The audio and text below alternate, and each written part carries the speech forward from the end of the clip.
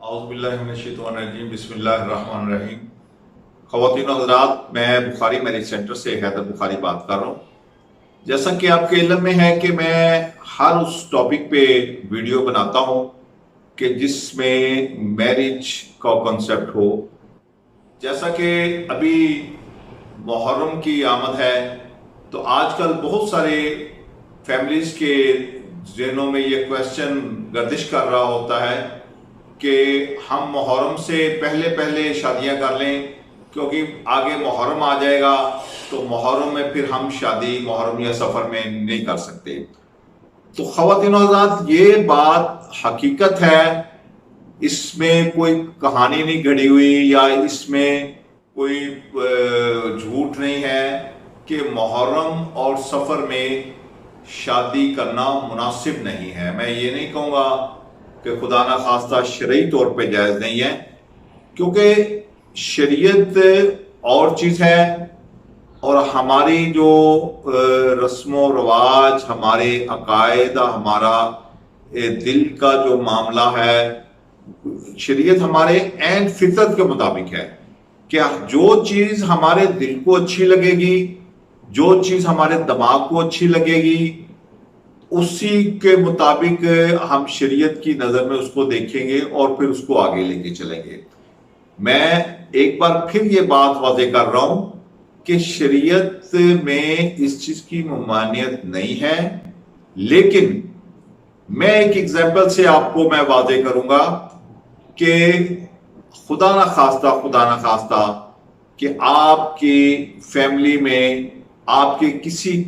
करीब तरीन अजीज के जिससे आपको सबसे ज्यादा प्यार हो,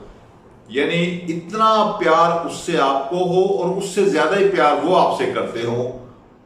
तो उस शख्सियत का खुदा न खास्ता इंतकाल हो जाए,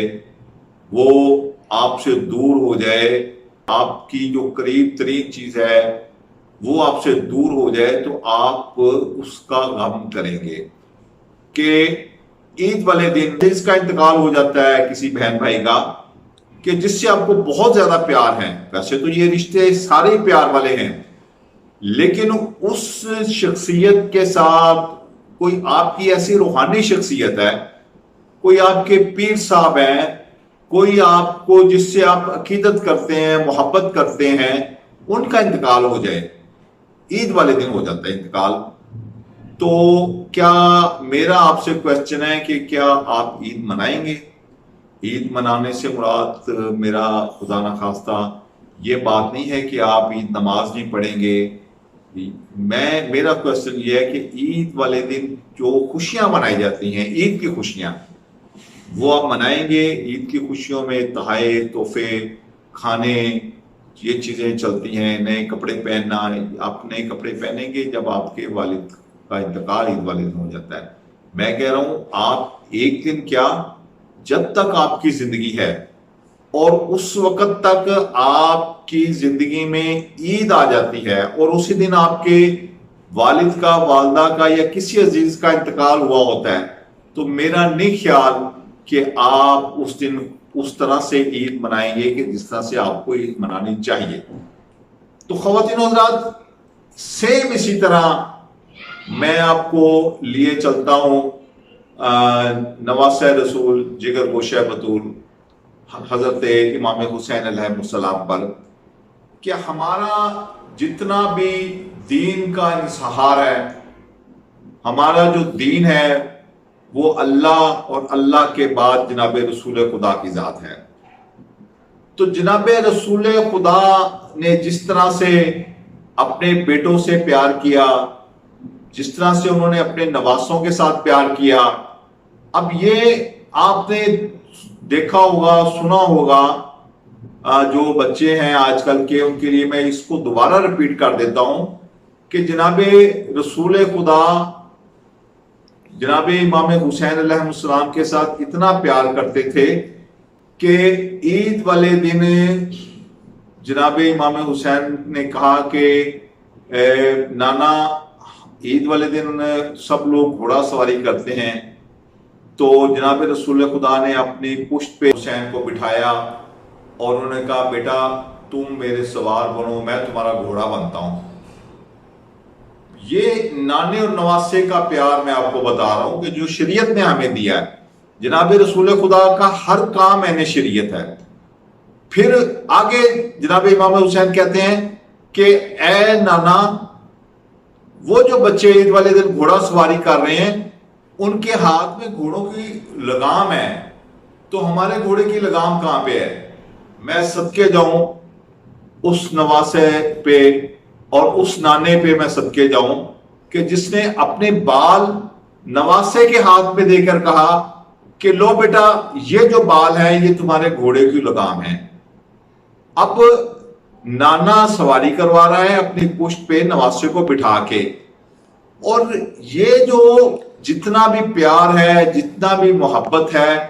یہ ہمیں بتانے کے لیے ہے کہ آنے والی ہماری جو نسلیں ہیں ان کو بتانے کے لیے ہے، کیونکہ جناب رسول خدا کا ہر کام عین شریعت ہے، یہ ہمارا دین ہے، ہمارا ایمان ہے۔ اب آپ دوسری سائڈ پہ آ جائیں کہ جناب رسول خدا نماز پڑھا رہے ہیں، پیچھے صحابہ کرام نماز پڑھ رہے ہیں، امام حسین جناب رسول خدا کے سجدے کی حالت میں ان کی پشت پہ بیٹھ جاتے ہیں۔ آپ نے اکثر دیکھا ہوگا کہ ہمارے گھروں میں اکثر بچے یہ کرتے ہیں کہ جب ہم گھر میں نماز ادا کرتے ہیں، جب ہم سجدے میں جاتے ہیں تو بچے ہماری پشت پہ سوار ہو جاتے ہیں۔ وہ بچوں کے لیے ایک کھیل ہے، کود ہے۔ اب ان بچوں کو نہیں اس بات کا اندازہ کہ یہ جو ہم پشت پہ بیٹھ رہے ہیں یہ نماز میں خلل پڑ رہا ہے، یہ کام ہمیں نہیں کرنا چاہیے۔ لیکن امام حسین علیہ السلام کیونکہ شریعت کے دائی تھے، ان کو ہر چیز کا پتہ تھا، اور پھر وہ صرف اسی لیے کہ اپنے نانے اور نواسے کا پیار صحابہ اکرام کو دکھانے کے لیے کہ جو پیچھے نماز پڑھ رہے ہیں ان کے پشت پہ سوار ہوئے۔ اب جناب رسول خدا نے کیا کیا؟ انہوں نے یہ نہیں کیا کہ سجدے سے کھڑے ہو گئے کہ امام حسین نیچے گر جائیں، قطعاً یہ نہیں کیا۔ انہوں نے کیا کیا کہ اپنے سجدے کو طویل کیا۔ صحابہ اکرام پیچھے اٹھ کے دیکھتے کہ امام حسین جو ہیں وہ جناب رسول خدا کے پشت پہ سوار ہیں اور سجدہ لمبا ہو رہا ہے، پھر سجدے میں چلے جاتے، پھر اٹھ کے دیکھتے کہ پھر سبھی جناب رسول خدا نے اٹھتے۔ ایون کہ جناب رسول خدا نے اتنا سجدے کو طویل کیا کہ انہوں نے روایات میں آتا ہے کہ 72 دفعہ سبحان ربی الاعلیٰ پڑھا، کہ حکم ہے کہ آپ 3 دفعہ پڑھیں، پھر انہوں نے سجدے کو طوالت دیتے ہوئے 72 دفعہ۔ اور جب امام حسین خود پشت سے نہیں اترے، جناب رسول خدا نے سجدے سے سر نہیں اٹھایا۔ تو خواتین حضرات، یہ باتیں صرف ہمیں سمجھانے کے لیے ہیں، نہ کہ اس وقت کا جو جناب رسول خدا کا کیا ہوا عمل، یعنی ان کے منہ سے جو بات نکلتی ہے وہ حدیث ہوتی ہے، اور جو انہوں نے خود اپنے ہاتھوں سے کر کے دکھایا اس کی ہمارے لیے کتنی عظمت ہوگی۔ حدیث میں تو ہم کہہ سکتے ہیں نا کہ کوئی راوی ہے تو اس کا راوی مضبوط ہونا چاہیے حدیث کے معاملات، لیکن یہ تو وہ کام ہے کہ جو امام حسین علیہ السلام اور جناب رسول خدا خود کر رہے ہیں، اپنے پریکٹیکل طور پہ ہمیں کر کے دکھا رہے ہیں۔ تو بس خواتین و حضرات، بات تھوڑی لمبی ہوگی، میں اپنے چیپٹر کو کلوز کرتا ہوں کہ محرم میں شادی کیوں نہیں ہو سکتی۔ یہ کویسچن اکثر خواتین و حضرات پوچھتے ہیں، اور برے صغیر پاک و ہند میں خاص طور پہ آپ چلے جائیں، انڈیا میں چلے جائیں، لکھنؤ میں چلے جائیں، وہاں پہ آپ دیکھیں گے کہ امام حسین کا غم اور محرم کے ایام انتہائی عقیدت و احترام سے منائے جاتے ہیں۔ ویسے تو یہ پوری دنیا میں ہے، آپ شام میں چلے جائیں، عراق میں چلے جائیں، ایران میں چلے جائیں، لبنان میں چلے جائیں، دنیا کے کسی بھی یورپ کنٹری میں آپ چلے جائیں، آپ یو کے میں چلے جائیں، یو ایس میں چلے جائیں، آسٹریلیا میں چلے جائیں، میں یہ دعوے کے ساتھ یہ بات کر سکتا ہوں کہ دنیا کا کوئی ایسا کونا نہیں ہے کہ جہاں پہ امام حسین علیہ السلام کے محرم کے ایام، غم کے ایام نہ منائے جاتے ہوں۔ تو خواتین حضرات، بعد میں پھر وہیں سے سٹارٹ کروں گا کہ جب آپ کا کوئی قریبی عزیز، جب آپ کا کوئی رشتہ دار جس سے آپ محبت کرتے ہیں، مودت کرتے ہیں، عقیدت کرتے ہیں، اس کا انتقال ہو جاتا ہے، تو کیا آپ اس دن شادی کریں گے؟ کیا آپ اس دن خوشیاں منائیں گے، نکاح کریں گے، سالگرہ کریں گے؟ نہیں میرا بھائی،